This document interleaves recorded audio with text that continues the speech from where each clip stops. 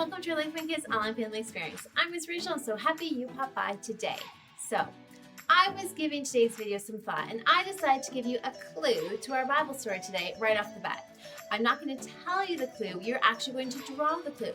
Now, you'll need a piece of paper and a pencil with a good eraser, so press pause while you go grab those things. As soon as you're ready, focus in and follow along with the screen.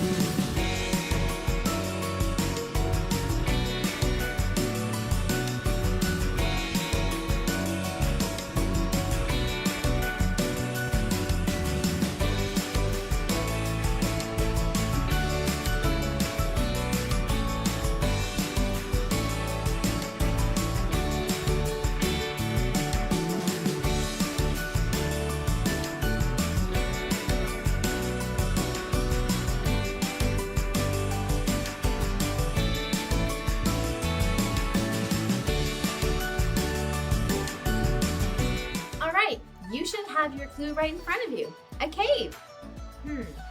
How does that come into play with our story today? Need another clue? Well, this one you should know. It's a word we've been talking about all month long. Self-control. Self-control is choosing to do what's best, even when you don't want to. I'll count to 3 and we'll say it together. 1, 2, 3. Self-control is choosing to do what's best, even when you don't want to. Self-control is important because we can have too much of a good thing to the point where it's actually bad for us, like too much screen time can give you a headache or even damage your eyes. Self-control is also important because it helps us choose the better choice instead of what we might be feeling like doing, like choosing not to yell at the TV because you want to know what our mystery story is today and instead watching and waiting patiently. God knows self-control can be difficult at times, so he wants to help you out with that. Check out our verse of the month. God's power has given us everything we need to lead a godly life. 2 Peter 1 verse 3a, nerve. God knows what's best for you, and what's best for you is living a godly life. When you live a godly life full of self-control, it's also best for others because they can see God at work in your life. All right, it's your turn to say the verse now. See if you can say a verse while pretending to crawl through a cave, climb up a cave wall, and fly like a bat through a cave.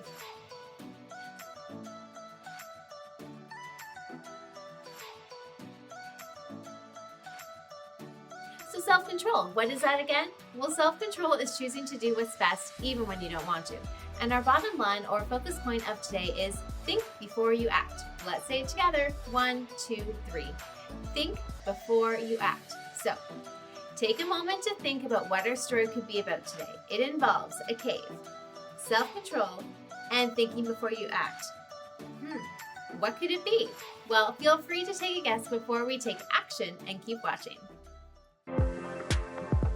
Welcome to Story Lab. This week, we're talking about a guy who had the perfect chance to give a mean guy some serious payback. Was that an echo? Serious payback.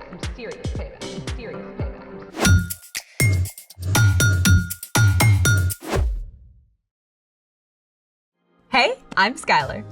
And I'm Sanjay. This month, we're talking about how we can trust God to help us do what's best. Whoa! What you got there? My uncle just visited this incredible cave. It's crazy, just look. Mammoth Cave in Kentucky. It's the longest cave system in the world, with more than 400 miles of passage. That's farther than driving all the way from Mammoth Cave to Atlanta, Georgia. And then I clicked on this link here. This is Sundown Cave in Vietnam. It's the largest cave in the world. It's so big that trees grow inside parts of it. Cave trees.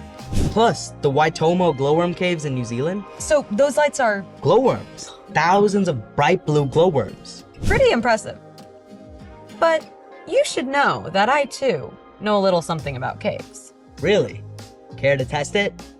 Let's play it! Welcome to You Don't Know a Cave from a Hole in the Ground. Long name for a game show, Kind of aggressive too. right? First question is to Skylar. What do you call the activity of exploring a cave? Easy. Spelunking. That is correct. Next question, Sanjay. Are these formations stalactites or stalagmites? Well, a stalagmite has a G in it, which reminds us that it grows up from the ground. But a stalactite has a C in it, as in ceiling. That's where they hang from, so stalactite? That is also correct. Now, it's time for the lighting round. Don't you mean lightning round? Oh, I get it. Lighting round. Okay, here we go. Skylar, this flying mammal can often be found sleeping in caves. Bats. Correct! Sanjay, what type of rock is often found in caves and can be shaped by water over time? Granite. Oh, that's wrong. It's limestone. Back to Skylar. This category of cave-dwelling animal has no eyesight or skin coloring. Spiders? Oh, it's wrong. The answer is troglodytes. Okay, Sanjay, the 3 deepest caves are in Georgia, the country, or is it Georgia, the state? Georgia, the country. That's correct. And now, for the tiebreaker. A piece of feldspar has been acted upon by hydrothermal alteration and low-pressure metamorphism. What is the pH level of the resulting kaolinite, and why? That's impossible to answer. Totally. First of all, we would need to know the hydrolysis reaction of the potassium leaching from feldspar silicate framework, not to mention the status of the aluminum octahedral sheets interleaved with silicon tetrahedral sheets toward forming that phyllosilicate clay. Well done! Good game. And now it's time for The story before the story. Today, we're in the book of 1 Samuel, where we read about a man named Saul, who was the first king of Israel. But Saul didn't follow God. So, God told the prophet Samuel to anoint David as the next king. When David killed the giant Goliath, Saul welcomed David to the palace to serve him. But as David gained success and popularity, Saul became jealous and tried to kill him. David escaped into the wilderness with a band of outcasts. David lived on the run from Saul for nearly 10 years. Which is where our story starts. Take it away. Hey everyone, I'm Erica. Even though David had done nothing wrong, Saul refused to give up pursuing him. When Saul heard that David was in the desert of En-Gedi, Saul took 3,000 of his best soldiers and led them on the chase. When this guy has a bad idea, he really commits to it, right? When Saul and his men arrived at a place called the Rocky Cliffs of the Wild Goats, Saul needed, let's call it a rest stop. So he went into a cave for a little privacy. But newsflash! This happened to be the very same cave in which David and his friends were hiding. From the darkness of the cave, David could see Saul. But Saul couldn't see him. Golden opportunity, bro. He's right there. Huh? But he's still king. Hey, didn't God say, I will hand your enemy over to you? Then you can deal with him as you want to. Oh, I don't know. Do you want to be hiding in caves the rest of your life? Huh? David had every reason in the world to hate Saul. First, David already knew he was supposed to be the next king. And second, David had served Saul well. He had never done anything to hurt Saul. And yet Saul was determined to kill him. So what would you do if you had the chance to get even with someone who was mean to you? Here's what happened. Ever so slowly, David crawled toward Saul. He was careful not to make a sound. David inched his way forward until he was 20 feet away, 10 feet away. Saul had no idea his enemy was right behind him. David chose not to hurt Saul. Instead, he simply cut off a piece of Saul's robe as proof that he could have hurt Saul. But when Saul left the cave, David felt sorry for even that one small act against Saul. He followed Saul out of the cave and called out, King Saul, my master, why do you listen when men say David is trying to harm you? Saul turned around. He must have been completely shocked. Look at this piece of your robe. I cut off the corner, but I didn't kill you. Who do you think you're chasing? I'm no one important. May the Lord be our judge. May he decide between us and stand up for me. Saul realized everything David had said was true. You are a better person than I am. You have treated me well even though I've treated you badly. I know for sure that you will be king, so please promise not to hurt my family. David agreed. Saul returned home, while David and his men went to a safe hiding place. Even though Saul was still his enemy, David had peace, knowing he had chosen to stop and trust God, instead of taking payback into his own hands. The end. Wow. Yeah, that could have gone a lot differently. It would have, if David hadn't stopped to think first when Saul showed up. So, what's our part in the story? Well, you're probably not going to run into your worst enemy in a cave anytime soon, but just like David, you can show self-control when you stop to think first and ask God to help you do what's best. Self-control is about choosing to do what's best, even when you don't want to. Like, if someone's being mean to you at school, instead of being mean back, stop, take a deep breath, and you can silently ask God to help you in that moment. Maybe you tell them to stop, and then maybe you walk away. And if it's something that has happened before, you can find a trusted grown-up and talk to them about it. Good point. We run into these situations every day where it's important to stop and think first before acting. Like when I think about something funny to say when my teacher's talking. You? No. Definitely stop and think about those consequences. It could be your little brother spills milk all over your homework. Or someone cuts in line. Or you go to grab something at the back at the pantry and you end up dropping 20 things in the process and you just want to lose it and you want to start throwing things and yeah! Domino effect. Yes, exactly. All good times to take a deep breath and think before you act. God can give you the power to show self-control when you ask, and you can look at Jesus too. He had all of the power in the world, even though he could have just done it, just like that. You've got it. See y'all next time. Bye. So here's the thing. Think before you act. I think I'm gonna check out some more awesome caves. But first, some cave snacks. Rock candy. I love this stuff. Thanks for joining us in the Story Lab. See you next time. Time to gear up. Let's go. Crystal Caves in Bermuda. Oh, wait, I really like that. That's kind of cool. Do you think there will be bats? It's time to bring it home now with our small group time, so along with your parent, listen to today's instructions. First, think about self-control. What do you think it has to do with loving and following Jesus?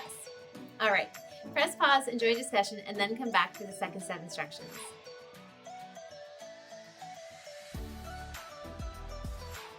Next, grab the cave you just drew and finish creating a scene from our story today, showing David's self-control.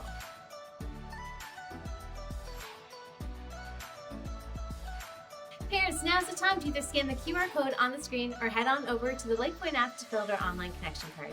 Signing our guest book lets us know who is watching and helps us stay connected to you. It also allows you to sign up for our latest LakePoint initiatives and opportunities. So kids, while your parents are busy doing that, why don't you try writing the word self-control on the back of your paper with your eyes closed. No thinking.